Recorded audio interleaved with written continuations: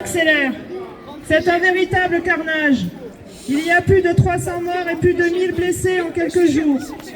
Les bombardements ont lieu dans tout le pays, au sud, mais aussi en plein centre de Beyrouth et même au nord.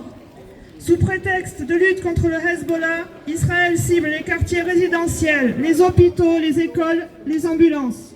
Pourtant, les villages bombardés ne sont pas forcément tous des bastions du Hezbollah. Ils peuvent aussi être sunnites ou chrétiens. Les bombes israéliennes ont même détruit une synagogue. L'armée israélienne veut tout détruire sur son passage, de la frontière jusqu'au fleuve Litanie, en rasant des villages entiers, en utilisant des bombes au phosphore, munitions interdites par le droit international, qui annihilent toute vie et polluent les sols pendant des décennies. L'armée israélienne reproduit en fait ce qu'ont fait les milices sionistes en 1948 en Palestine. Faire fuir les populations et raser les villages. Comme à Gaza, les journalistes et les secouristes sont particulièrement visés. En même temps, Trump continue à mettre en place son soi-disant plan de paix. Le Centre palestinien pour les droits humains a publié une analyse de ce plan. Il est décrit comme une pleine défiance du droit international.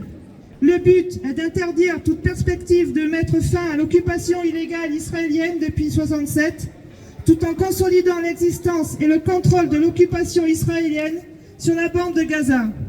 Ce dispositif de gouvernance est un régime de tutelle fondamentalement étranger et colonial, où une autorité quasi absolue repose entre les mains de Trump. Malgré le cessez-le-feu signé en octobre 2024, l'occupation maintient et renforce les conditions qui conduisent à la destruction des Palestiniens de Gaza. Le Centre palestinien pour les droits humains souligne que le plan de Trump a posé un ultimatum, l'accepter ou assister à la destruction totale de la bande de Gaza. Quant à la France, la preuve est faite que les gouvernements successifs de Macron n'ont pas cessé de vendre des armes à Netanyahou. Les associations Urgence Palestine et Palestine Youth Movement ont publié un rapport de 60 pages intitulé « Les dessous des exportations militaires françaises vers Israël ». Ce rapport montre une implication large et structurée de l'impérialisme français dans l'approvisionnement en armement de l'armée génocidaire. Les composés envoyés couvrent toute la chaîne de fabrication d'armes létales. Les livraisons d'armes s'appuient sur un maillage territorial très large de l'appareil productif et logistique français.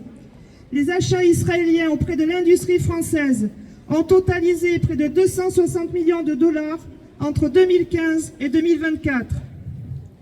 Plus généralement, on assiste à une véritable escalade guerrière de la part des gouvernements européens, mais les populations résistent. En Allemagne, des milliers de lycéens et d'étudiants organisent des grèves contre la conscription dans plus de 150 villes. Les syndicalistes allemands organisent une grande conférence syndicale pour la paix. En Angleterre, un meeting pour la paix est organisé par la coalition Stop the War le 20 juin à Londres. En France, le gouvernement organise depuis des mois une véritable campagne d'enrôlement de la jeunesse dans l'armée. Le 23 avril, la ministre des Armées en personne viendra inaugurer un rassemblement pour Toulon Defense Event de promotion de plus de 5000 recrutements à l'armée et dans les industries de défense.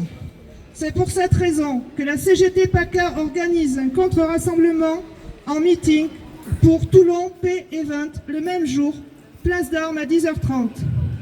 Les jeunes insoumis appellent à y participer ainsi que d'autres organisations syndicales. Enfin, la pétition contre la loi Yadan a atteint plus de 600 000 signatures. Ce projet de loi, qui prétend lutter contre les réformes renouvelées de l'antisémitisme, vise en pratique à criminaliser l'antisionisme et les critiques trop radicales de l'État d'Israël. Étienne Balibar, ancien professeur de philosophie à l'université de Paris X Nanterre, dit « Il faut défendre les Juifs contre la loi Yadan ». Pour lui, c'est une loi liberticide qui constitue une véritable provocation et une menace pour toutes les personnes qui qualifient de crime contre l'humanité l'anéantissement du peuple palestinien et l'appropriation de son territoire. Il ajoute que la loi Yadan conduira à désigner tout citoyen juif de notre pays comme un représentant volontaire ou involontaire des politiques israéliennes alors que celles-ci sont légitimement contestées par des juifs et des non-juifs. Et bravo à Rima Hassan qui ne lâche rien malgré les accusations mensongères dont elle a été victime, mais la justice est en marche.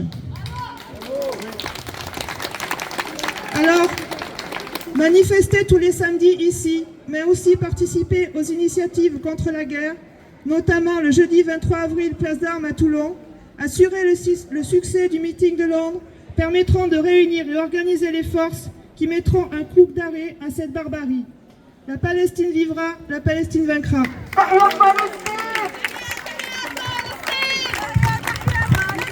تحيا تحيا فلسطين